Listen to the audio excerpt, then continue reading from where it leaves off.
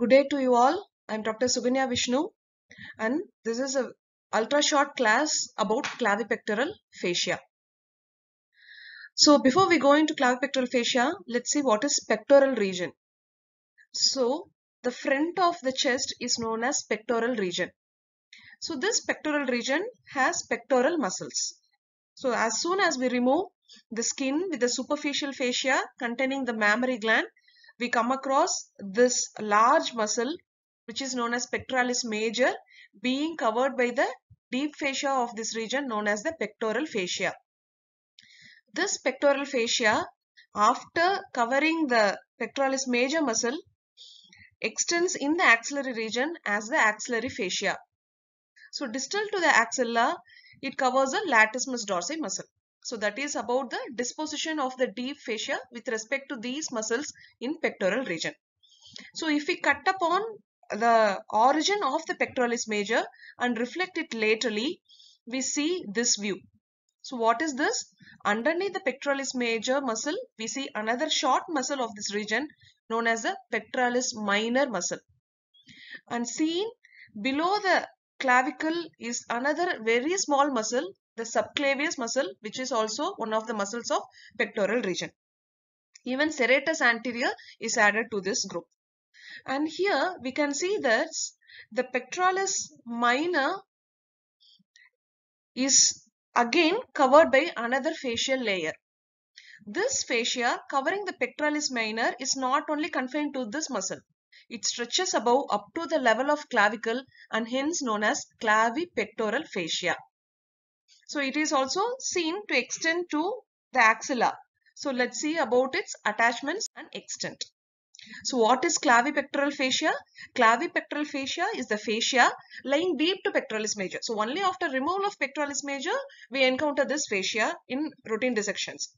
So this is seen here stretching between the clavicle above and the pectoralis minor below. In this picture, you can see very clearly. So it is seen above this pectoralis minor muscle and here it ends. In the upper aspect, it extends up to clavicle. Laterally, this is a coracoid process. Its attachment extends up to coracoid process even. So this is the axillary fascia.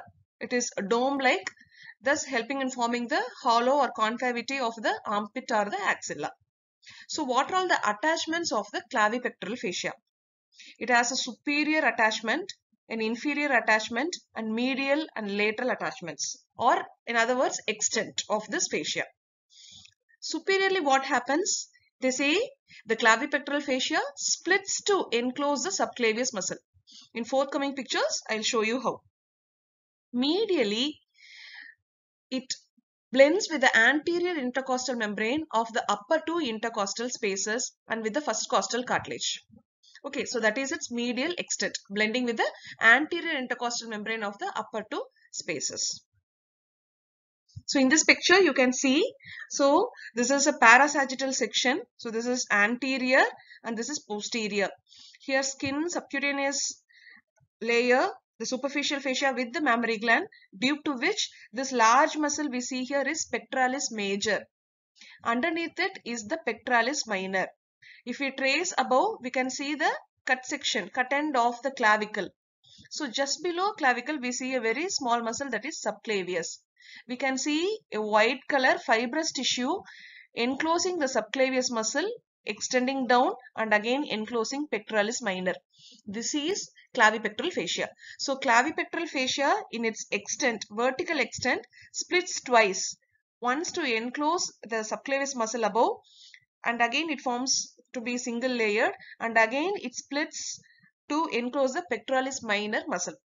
So below the level of pectoralis minor muscle, it again unites to form a single layer. It appears to be single layered and runs down and blends with the summit of this fascia. This is nothing but axillary fascia, thus helping to maintain the concavity of the armpit. So now we have seen the medial extent, lateral attachment to the coracoid process and its vertical extent. In this picture, we can see this again is pectoralis major. This is clavicle with subclavius and pectoralis minor. So this is supposed to be the posterior layer. So here it is splitting to enclose the subclavius, isn't it? So it has an anterior layer and a posterior layer. It is said that this posterior layer blends with the axillary sheath. So in certain textbooks mention this point. This is how the posterior layer of the clavipectoral fascia blends with the axillary sheath. Not just blends with the axillary sheath, it extends above the level of the clavicle and helps in anchoring this muscle. What is this muscle? This is the inferior belly of omohyoid. It is said that inferior belly of omohyoid is anchored down to the clavicle by an extension of the clavipectoral fascia. So these might be points which will help you to crack MCQs. So please remember this picture. So we have seen about the medial attachment, vertical extent, and coming to the lateral attachment is to the coracoid process. So with respect to clavipectoral fascia, we need to remember two terms. One is costocoracoid band, another is suspensor ligament of axilla. So what are they? Costocoracoid band is nothing but a thickened part of the clavipectoral fascia extending between the first costochondral junction and the coracoid process. Okay, so between the first costochondral junction and the coracoid process, the clavipectoral fascia is seen thickened, known as costocoracoid band or the costocoracoid ligament. So what then is suspensor ligament of axilla? We have seen this already in the parasagittal section. So after enclosing the pectoralis minor muscle, inferior to it, it extends down to blend with the summit of the axillary fascia visa. So by pulling the axillary fascia above, it helps to maintain the concavity of the axilla, hence known as suspensor ligament of axilla or also Gerdy's or Gerdy's ligament. Okay, so that is about the two special features. So far we have seen what is clavipectoral fascia, where is it present, what is its medial and lateral attachments, vertical extent, what is the specialty of the posterior layer, that is its relationship to the axillary sheath and to the inferior belly of omohyoid, and two special features, namely the costocoracoid band and the suspensor ligament of axilla. And the last topic with respect to this fascia is structures piercing the clavipectoral fascia. So 4 structures are said to pierce the clavipectoral fascia, that too at which level? Extending between the subclavius and the pectoralis minor muscle. So in between these two, the fascia is being pierced by these structures. Easy remembrance is one artery, one vein, one nerve and lymphatics. So what is the artery?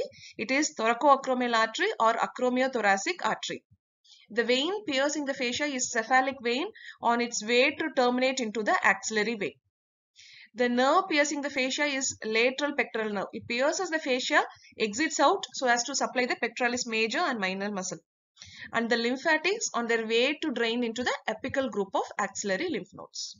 So you can see all these piercing this. This can also be seen very well in routine dissections. So this again is a schematic diagram showing the pectoralis major minor muscle. This is subclavius above. Extent between these two is a part of the clavipectoral fascia which is pierced by these structures. Lymphatics alone is not depicted in the picture. Thoracoacromial artery, cephalic vein, lateral pectoral nerve, and of course lymphatics on their way to drain into the apical group of lymph nodes. Thank you.